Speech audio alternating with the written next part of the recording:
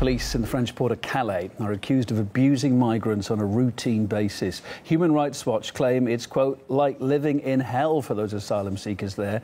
The rights groups say that pepper spray is being used on migrants in circumstances when they pose no threat. Police are also accused of confiscating sleeping bags and clothing from the migrants while disrupting access to humanitarian aid. The town's authorities say they don't want a return of the infamous refugee camp known as the Jungle, which was, of course, dismantled in huge publicity last year. We don't want the jungle to reappear. We don't want people to arrive and stay here. That's why we've added to the 6 police squadrons who are already here 2 new squadrons in order to prevent the influx we've seen over the past few weeks from continuing to grow.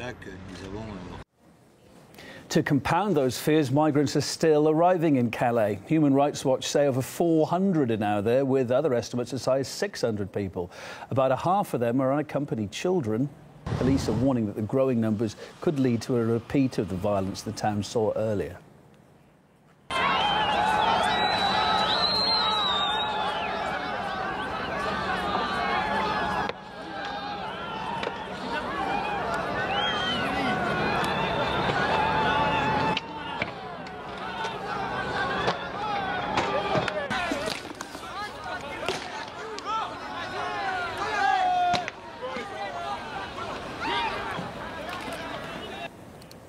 While the migrants say they feel abandoned by the authorities, the police admit, though, they are struggling to cope.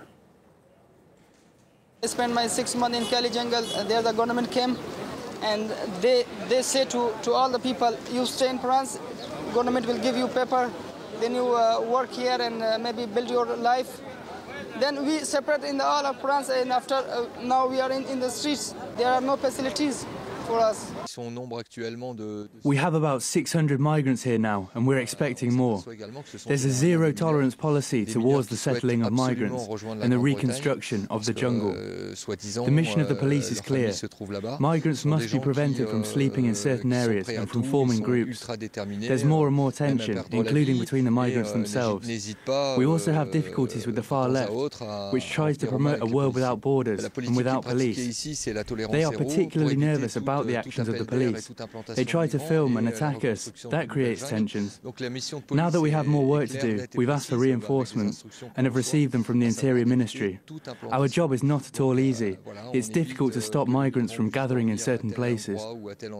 Meanwhile, reports of dire conditions are coming from a migrant camp in northeast France. Charlotte Dubensky has been there. Alcohol, violence and reports of rape.